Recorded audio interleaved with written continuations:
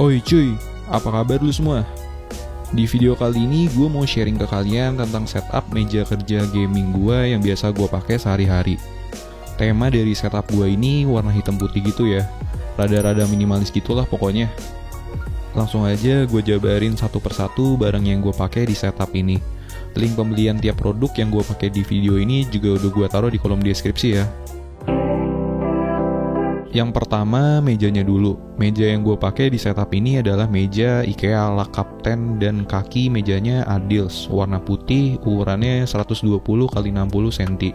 Alasan gue pakai meja ini karena yang pertama desainnya minimalis, simple-simple gitu, dan yang pasti murah. Tapi gue nggak saranin sih buat kalian yang punya monitor gede atau berat buat dipakai di meja ini, karena meja ini tuh isinya bukan kayu solid cuy. Dalamnya kayak sejenis kardus kopong gitu, jadi nggak kuat. Gua aja baru pakai meja ini sekitar 6 bulan udah melengkung gitu mejanya. Jadi mending kalian beli meja yang kayu solid aja ya, karena lebih worth it dan pastinya awet. Lanjut ke monitor. Monitor yang gue pakai di setup ini adalah monitor 24 inci IPS dari AOC. Serinya 24G2E5. Monitor ini buat gue warnanya udah oke banget buat kerjaan gue sehari-hari. Brightness-nya juga udah lumayan terang, yaitu 300 nits. Tapi buat kalian yang suka kompetitif gaming bisa cari alternatif lain yang refresh rate-nya udah 144 Hz aja. Karena monitor yang gue pakai ini masih 75 Hz. Monitor ini gue pasang di meja gue pakai monitor ARM merek Oximus, tipenya ZDP1118. Monitor ARM ini udah lumayan bagus buat harganya. Pengaturannya juga udah lengkap, bisa tilt atas bawah kiri kanan dan naik turun. Monitor ARM ini juga udah support monitor vertikal ya, jadi fleksibel banget pokoknya pengaturannya. Kekurangan dari monitor ARM ini kakinya yang rada kurang mantep cuy. Ya ada harga ada barang lah ya. Buat kabel display di sini gue pakai dari merek Lindy, tipe Chromo DisplayPort 1.4 yang 2 meter. Kabel ini udah support sampai resolusi 8K 60Hz dan 4K 120Hz. Overkill banget sih kelihatannya buat setup gue ini. Konektor dan kontak dari kabel ini juga udah gold plated dan kabelnya udah triple shielded. Selain itu, yang gue suka dari kabel ini yaitu tombol DisplayPort-nya yang empuk dan gak keras, jadi kalian gak perlu susah-susah buat nekennya. Gak kayak kabel DP bawaan monitor yang alot banget kayak rengginang melempem. Kabel ini juga punya garansi 2 tahun, jadi udah gak perlu diraguin lagi deh kualitasnya. Thanks banget buat Lindy Indonesia yang udah support channel gue dengan produk-produknya yang bagus banget.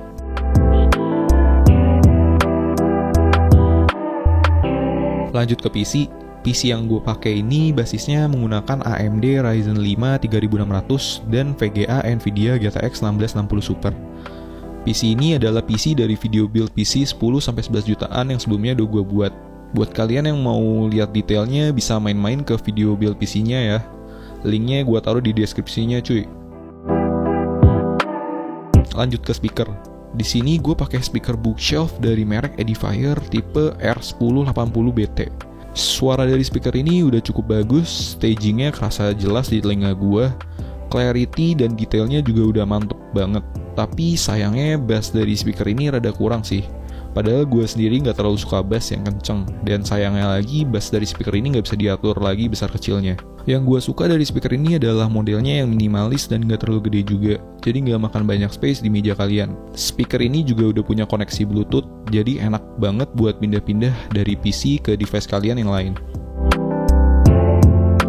Lanjut ke keyboard. Di sini keyboard yang gue pakai adalah keyboard mechanical dari merek Paradox Gaming dengan seri Ghost. Yang udah gue ganti keycapsnya sama keycaps merek Alca, atau ada juga sih yang merek Pressplay yang sama persis kayak gini.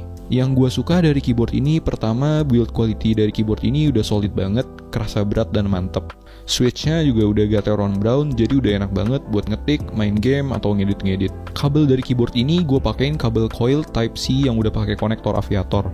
Jadi setup mejanya bakal kelihatan lebih clean dan keren. Kabel ini gue beli di Tokopedia C Audio. Buat kalian yang lagi cari-cari kabel coil Aviator, bisa banget main-main ke tokonya di Tokopedia. Linknya udah gue taruh di deskripsi ya. Kabelnya juga udah rapih banget dan kerasa solid build quality-nya. Lanjut ke mouse, di sini gue pakai mouse merek Logitech tipe M590. Yang gue suka dari mouse ini tampilannya simple, nggak neko-neko, udah wireless juga, dan ada side buttonnya. Tipe klik dari mouse ini juga silent, jadi nggak berisik. Gue pilih mouse ini juga karena harganya yang lumayan murah, cuma 350 ribuan aja. Lanjut ke mousepad, di sini gue pakai mousepad XXL generic gitu, warna hitam polos, ukuran 300x800 mm. Mousepad ini worth it banget sih, parah. Harganya cuma 30 ribuan aja, tapi kualitasnya oke banget, halus dan gak kasar di tangan, nyaman dah pokoknya. Habis itu lampu. Di sini gue pakai lampu dari IKEA dengan tipe Scaleran dan bohlamnya gue beli yang gak ada merek itu di Tokopedia. Nama bohlamnya Edison. Murah meriah gitu deh pokoknya. Yang gue suka dari lampu ini modelnya yang kelihatan old school, rustic gitu, dan ngasih vibes yang enak ke setup gue. Lanjut ke tanaman, ini tanaman bohongan dari IKEA juga, tipenya Vechka dan potnya Papaja. Ya simple aja sih, tapi bikin setup jadi lebih seger dan ada ijo-ijonya dikit gitu. Lanjut ke mic, di sini mic yang gue pakai adalah mic shotgun merek Deity dengan tipe VMic D3. Oh ya, buat kalian yang nggak tahu merek Deity ini adalah merek dari turunannya Aputure ya, yang udah terkenal sama lightingnya. Gue pakai mic ini karena ini adalah mic yang biasa gue pakai di kamera gue. Jadi daripada gue beli mic baru, mending gue colok aja mic ini ke setup gue. Buat kalian yang lagi nyari mic buat setup PC kalian, mending beli mic tipe condenser aja, jangan tipe shotgun. Mic ini gue pasangin boom arm dari merek Plavware. Ya murah meriah tapi udah cukup oke kok buat harganya. Lanjut ke bawah meja, di bawah meja gue taruh USB hub dari Lindi Indonesia juga. USB hub ini udah support USB 3.1 4 port dan ada switch on off-nya juga. Build quality-nya juga udah oke banget. Gue suka sama finishing-nya yang rada halus-halus gitu. Di USB hub ini gue colokin card reader merek Orico. Jadi enak kalau mau mindahin footage kamera dari SD card ke PC gue. Kabel manajemen juga gue atur biar lumayan rapi dan gak kelihatan berantakan banget. Gue pakai kabel DAC murah meriah gitu, tipe yang ada bolong-bolongnya. Jadi kabel tetap bisa diselipin di sepanjang kabel DAC-nya. Kabel DAC ini menurut gue sangat worth it juga karena harganya cuma 30 ribuan aja. Kalian udah dapet kabel DAC sepanjang 170 cm yang bikin setup kalian rapi banget. Di gue aja nyisa banyak banget. Yang terakhir kursi. Di sini gue pakai kursi kerja atau kantor gitu yang jaring-jaring. Ya biasa aja sih kursinya, nothing special. Udah bisa di-adjust naik turun juga dan lumayan nyaman kursinya.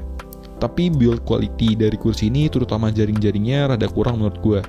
Karena punya gue baru dipakai sekitar 5 bulan udah ada yang bolong dan copot jaring-jaringnya. Udah segini dulu aja video gue kali ini. Gimana menurut kalian setup meja kerja gaming ini? Tulis di kolom komentar ya pendapat kalian. Kritik dan sarannya juga boleh banget. Jangan lupa juga buat subscribe channel YouTube Converse biar kalian gak ketinggalan update video selanjutnya. See you!